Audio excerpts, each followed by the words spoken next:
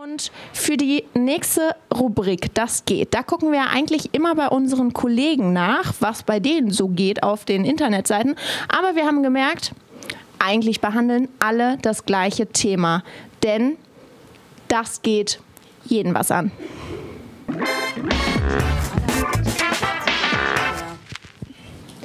Die Oberbürgermeisterwahl. Am 13. September könnt ihr wählen und wie das alles funktioniert und was da jetzt gerade alles für ein Chaos war, das erklärt uns jetzt Robert Hotsteeks. Er ist Anwalt für Verwaltungsrecht und da kommt er auch schon rein. Hallo. Schön, dass du da bist. Schnapp dir das Mikro. Mach's dir gemütlich. Das sind sehr gemütliche Sessel. Kann sich gern zurücklegen. Ja, findet denn jetzt die Wahl überhaupt statt? Es war ja jetzt ein absolutes Hin und Her. Die Schriftgrößen von den Stimmzetteln sind zu groß. Leute haben schon gewählt. Jetzt wurde gemunkelt, nehmen die Wahl erstmal zurück und sagen, okay, wir verschieben das Ganze. Was ist da los? Kommt es zur Wahl oder nicht? Also es kommt zur Wahl. Die Frage ist nur, wann. Und die Stadt Köln hat bis zuletzt gesagt, sie hält an dem Wahltermin nächsten Sonntag fest. Wenn ich heute Abend eine Wette abgeben sollte, also wenn wir jetzt wetten sollten, ich würde darauf wetten, die Wahl wird verschoben. Ich finde, viel mehr spricht dafür, denn die Stimmzettel sind falsch gewesen. Wie weit im Voraus kann man denn sagen, ja okay, wir verschieben jetzt noch so eine Wahl? Weil das ist ja ein Aufwand, das ist ja Geld, das da fließt, um einfach mal locker so eine Wahl zu verschieben. Also viel Zeit bleibt nicht mehr jetzt zu entscheiden, aber ich finde, die Entscheidung muss jetzt in den nächsten Tagen fallen. Dann kann man zumindest noch versuchen, ein bisschen von dem Geld, was man ausgeben muss, für eine komplette Wahl vielleicht sich ersparen. Aber der Arbeitsaufwand, der finanzielle Aufwand wird immens sein, wenn man die Wahl verschiebt. Und es bedeutet auch einen Zeitverlust. Also man muss mindestens 2 Monate bestimmt einkalkulieren, um eine neue Wahl zu organisieren. Das wird hier noch richtig spannend. Wie groß ist denn jetzt wie peinlich ist es für Köln, diese Wahlpanne, dass da jetzt sowas passiert? Also ich finde 2 Dinge peinlich. Das eine ist eben, dass man so ein bisschen das Gefühl hat, das ist jetzt ein neuer Trend. Ja? Also wir hatten ja schließlich die Neuauszählung in einem Stimmbezirk im Frühjahr, jetzt eben diese Panne, dann vorher diese Geschichte mit den SPD-Postkarten, womit man Briefwahl beantragen konnte. Also alles ein großes Hin und Her. Was ich noch viel peinlicher finde, ist eigentlich, dass sich ja jetzt herausstellt, die Stadt Köln hat es seit 1999 noch nie richtig gemacht. Da muss man sich ja fragen, warum ist das eigentlich noch keinem aufgefallen? Haben alle anderen geschlafen? Aus Fehlern lernen ist vielleicht da nicht so an oberster Stelle.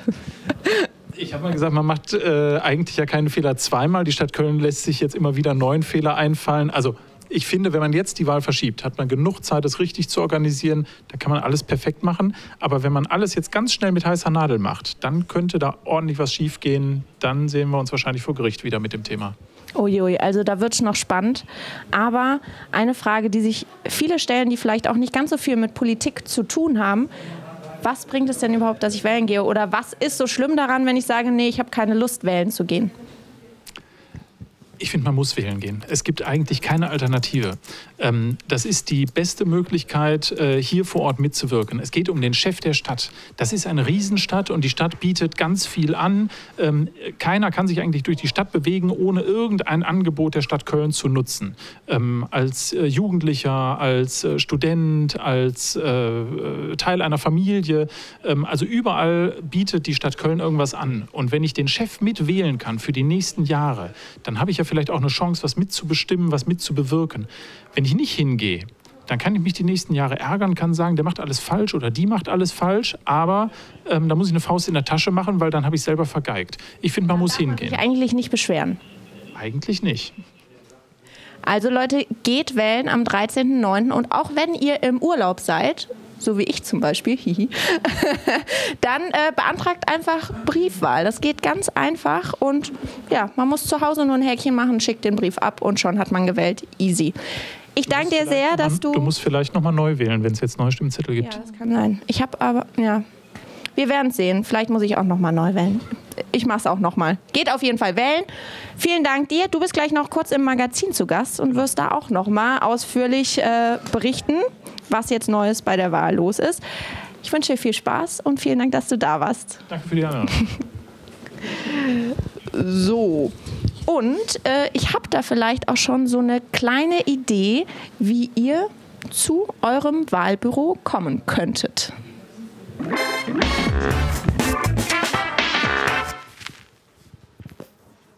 Viva la Vespa. Ein Hauch italienisches Lebensgefühl auf Kölns Straßen. Das geht so, so und so. Köln TV verlost zusammen mit dem Rollerparadies Köln eine Vespa Sprint 50 4T4V im Wert von 3.250 €. Ihr findet, euch würde dieses Schmuckstück besonders gut stehen? Dann bewerbt euch auf kölntv.com und sagt uns, warum die Vespa ausgerechnet vor eurer Haustür parken soll. Mitmachen könnt ihr noch bis zum 10. September. Ich drücke euch auf jeden Fall ganz fest die Daumen. Ciao, Bella! Wenn ihr meint, dass diese Vespa vor eurer Haustür stehen sollte, dann geht einfach auf kölntv.com und macht bei unserem Gewinnspiel mit. Wobei ich ja sagen muss, dass ich finde, eigentlich steht mir die Vespa am besten, wie man gerade im Video gesehen hat. Ich habe da drauf Kuchen gegessen, ich habe da drauf Kaffee getrunken, ich habe mich darauf geregelt und ich fand, das sah richtig toll aus. Aber wenn ihr meint, ihr habt einen besseren Grund als ich, weil ich darf leider nicht beim Gewinnspiel mitmachen, schade, weil ich hätte das schöne Stück auch gerne. Und ich glaube, Sophia, du hättest das auch wirklich gerne. Ja, ich finde das wundervoll. Also wir sind neidisch, dass ihr das gewinnen könnt. Macht mit, geht ganz einfach. Und vielleicht habt ihr Glück und gewinnt. Und ob unser Gast, den wir heute da haben, ob der schon eine Vespa hat oder ob der vielleicht auch noch ganz schnell bei dem Gewinnspiel mitmacht, das fragen wir doch jetzt einfach mal nach. Martin Kraut, er ist Speedcuber, das heißt, es geht um diese Zauberwürfel und am Wochenende ist die Speedcubing-Meisterschaft. Er tritt an und davon wird er uns jetzt erzählen. Deswegen hole ich ihn direkt mal rein. Hier ist Martin Kraut. Hallo, schön, dass du da bist. So, wir machen direkt mal das Selfie. Heute schaffe ich es.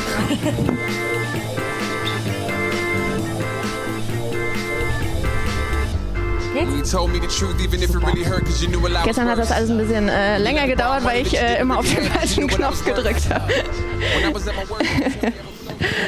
So.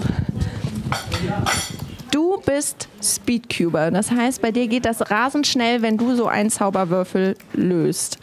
Der Weltrekord liegt bei unfassbaren 5,55 Sekunden. Da denke ich mir so, okay, ich gucke mir diesen Würfel an und drehe den ein bisschen und habe gerade vielleicht überlegt, meinen ersten Schritt, den ich mache, dann sind 5 Sekunden schon wieder vorbei. Wie viel Nerd muss dann in einem stecken, um sowas hinzukriegen? 5,5 Sekunden, das ist der Wahnsinn.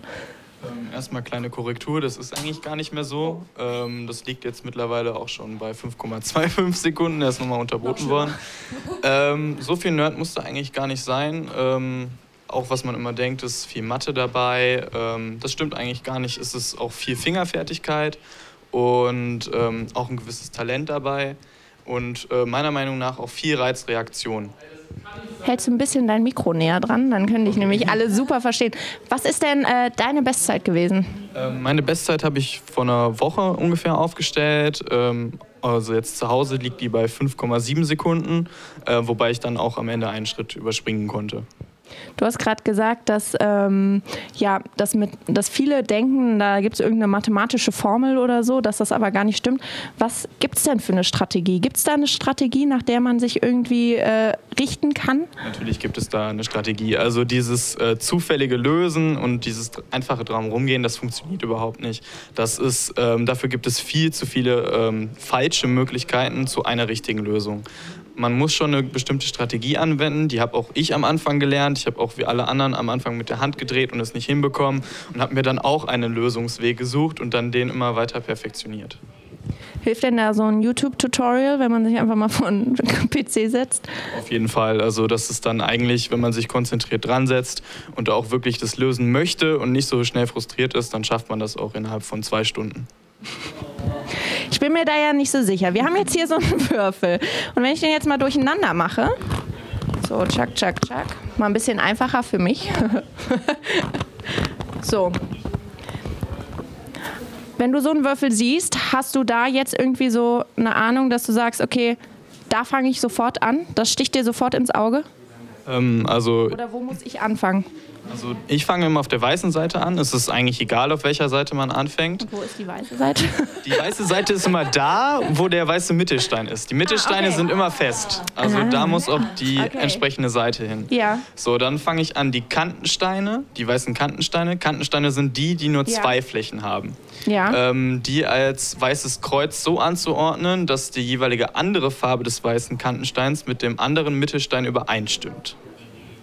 Ach so, ja klar. Ich habe das ganze System verstanden. Ich kann das dir einmal hier jetzt mal zeigen. Möchtest du den erstmal durcheinander machen? Ich drehe den und dann gucken wir uns einfach mal an, wie schnell das gehen kann. Wenn ich noch ein paar Jahre übe, dann sieht das bei mir auch so aus. Das machen wir jetzt mal ein bisschen. Hoffentlich eher nicht. So, machen wir mal ein bisschen schwieriger. Hier, tschak, tschak, tschak. Hier sind noch zu viele rote. Darf er nicht. So, okay. Und du hast 2 Sekunden Zeit, um diesen Würfel zu lösen. Wir stellen jetzt hier mal einen neuen Weltrekord auf. Das jetzt nicht. Also offiziell hat man auch erstmal Zeit, sich den 15 Sekunden lang anzuschauen. Okay. Und quasi hat man so eine Inspection-Zeit, dass man sich die ersten Züge auch einmal vorplanen kann. Soll ich den jetzt einmal komplett lösen und dann dir zeigen, was ich mache? Du hast jetzt 15 Sekunden Zeit, um dir diesen Würfel anzugucken. Wir machen jetzt hier mal Wettbewerbsbedingungen. Und los.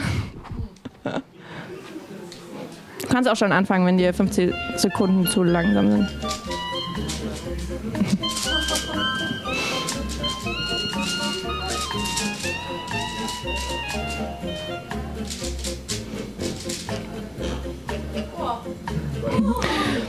Ja, das waren dann so 10 Sekunden oder so.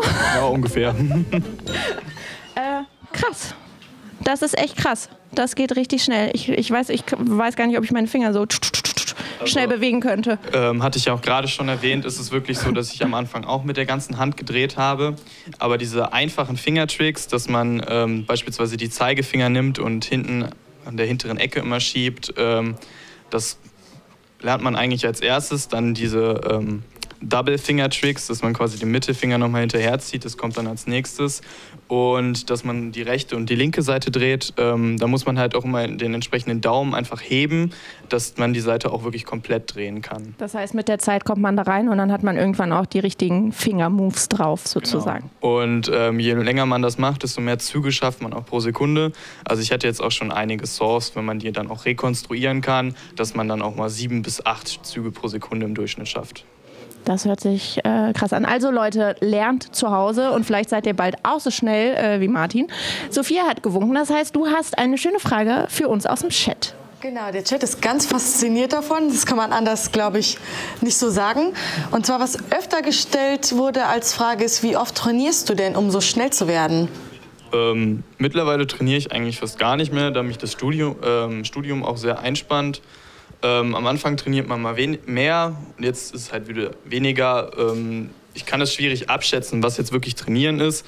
Ich sag mal, wenn man pro Solve mit Scramblen, Angucken und Lösen so circa 30 Sekunden braucht und dann mal eine halbe Stunde was es dann macht, also hochgerechnet, weiß nicht, mache ich vielleicht 50, 60 Mal am Tag.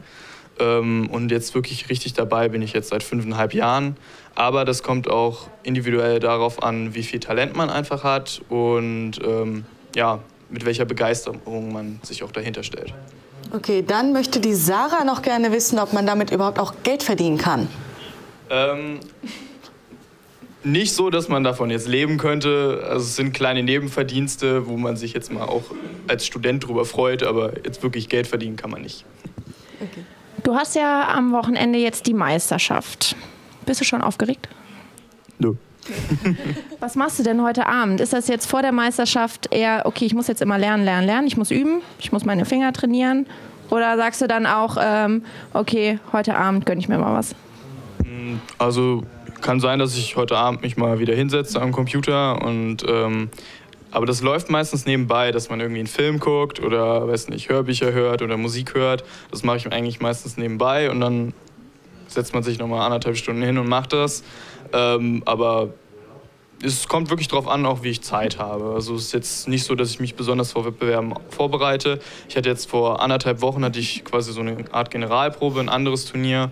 Da habe ich mich ein bisschen mehr vorbereitet und seitdem lasse ich eher ruhiger angehen. Das lief auch ganz gut. Ich habe aber eine Idee, was du heute Abend machen könntest, wenn du mal ein bisschen Abwechslung brauchst.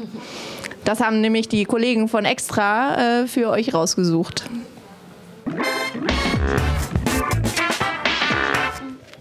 Das waren Tito und Tarantula mit ihrem Song After Dark. Damit sind sie deutschlandweit berühmt geworden, weil sie für den Film From Dusk Till Dawn den Soundtrack gemacht haben, wo natürlich auch George Clooney mitgespielt hat, wie ihr gesehen habt. Die treten heute um 20 Uhr auf im Underground, also könntest du hingehen, wenn du magst. Nur 22 € kostet der ganze Spaß, also kannst du dir auf jeden Fall überlegen. Ich danke dir sehr, dass du heute bei uns warst und uns mal ein bisschen in deine Tricks eingeführt hast. Und auch vielen Dank an Sophia, dass du da warst und schön auf unseren Chat aufgepasst hast und den ein bisschen unterhalten hast. Morgen kommt natürlich auch wieder ein Gast. Es wird musikalisch. Ihr könnt euch drauf freuen. Und wenn ihr Fragen an unsere Gäste habt, macht mit bei unserem Chat, loggt euch ein und schreibt mit. Schönen Abend euch noch und euch auch zu Hause. Auf Wiedersehen, bis morgen.